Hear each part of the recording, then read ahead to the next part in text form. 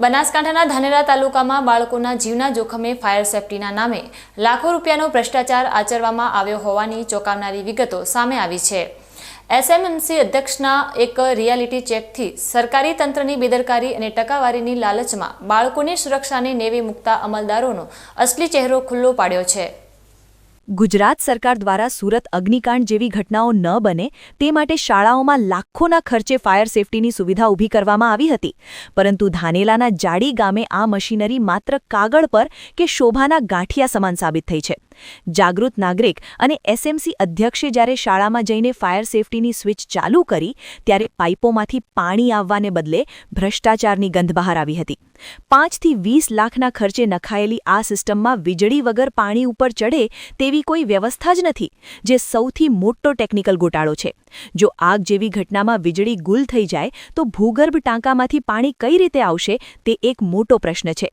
અનેક શાળાઓ પાસે એનઓસી નથી અને શિક્ષકોને આ સાધનો ચલાવવાની કોઈ તાલીમ પણ અપાઈ નથી।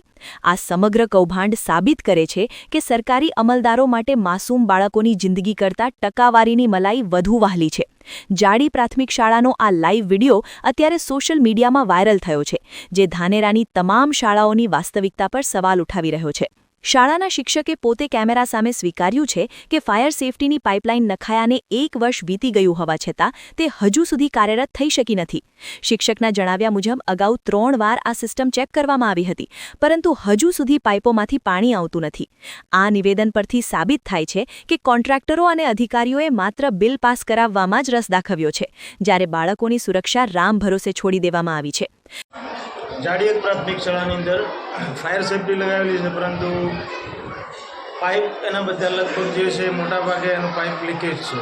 વેલ્ડિંગ એનું બરાબર થયેલું નથી। એકવાર પ્રયત્ન કરેલો, આજે 3જી વાર એનો ડેમો કર્યો છે, છતાં પણ બધા જ પાઇપ લીકેજ હોવાથી દરેક રૂમની અંદર કાટ સાથે પાણી નીકળી જાય છે। એટલે ફાયર સેફટી લગાવેલી તો છે, પરંતુ જે જરૂરિયાતના સમયે જ્યારે ઓચિંતી જરૂરિયાત પડી જાય એ સમયે ફાયર સેફટી કોઈ કાર્ય કરી શકે એવી હાલતમાં આવવાની નથી। આ કેટલો ટાઈમ થયો લગાવ્યા તો લગભગ રૂમો બની ગયેલા લગભગ 1 વર્ષ। બરાબર, 1 વર્ષમાં ટ્રાય પહેલાં અગાઉ કરેલો કોઈ દિવસ? 2 વાર ડેમો કર્યો, પણ સક્સેસ નથી। ક્યાંથી પાણી નીકળી જાય છે? પાણી બધા જ પાઇપોમાં, કોઈ પણ જગ્યાએ બાકી નથી। દરેક રૂમની અંદર મોટા ભાગે 80 થી 90% પાઇપની અંદરથી પાણી લીકેજ છે। માસૂમ બાળકોના ભવિષ્ય સાથે આવી ગંભીર છેડછાડ એ જીવ હત્યા સમાન ગુનો છે। સરકારના લાખો રૂપિયા વેડફાઈ રહ્યા છે, અને જો કોઈ દુર્ઘટના બને તો તેનો જવાબદાર કોણ? તેમણે માંગ કરી છે કે ધાનેરાની દરેક શાળામાં આ રીતે તપાસ કરવામાં આવે અને જે પણ ભ્રષ્ટ અધિકારીઓ કે કોન્ટ્રાક્ટરો આમાં સંડોવાયેલા છે તેમની સામે કડક કાયદેસરની કાર્યવાહી કરવામાં આવે।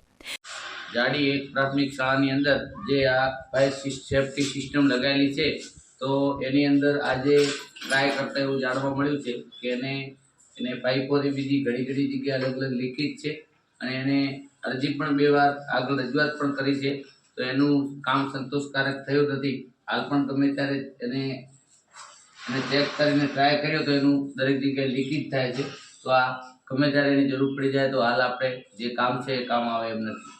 પાઇપની ક્વોલિટી કેવી છે? પાઇપમાં હલકી ટાઈપની ક્વોલિટી વપરાયેલી છે, અને રિપેરિંગ કરવા માટે 2 વાર અરજી કરીને માણસો આવ્યા, એમને કામ કર્યું તો એ પણ એવી રીતનું જ છે કે હજી પણ એ એવી જ હાલતમાં છે। પાણી ક્યાંથી પાણી નીકળી જાય છે? 3-4 જગ્યાએ એને ટ્રાય કરતા એમાં અલગ અલગ જગ્યાથી પાણી લીકેજ ને એવું બધું થયું છે। એ વેલ્ડિંગ ને બધું હલકી ગુણવત્તાનું થયેલું છે, અને વસ્તુ પણ હલકી ગુણવત્તાની જ વપરાયેલી છે। શું નામ તમારું? ઇન્દ્રસિંહ સોલંકી, એસએમસી અધ્યક્ષ જાડી।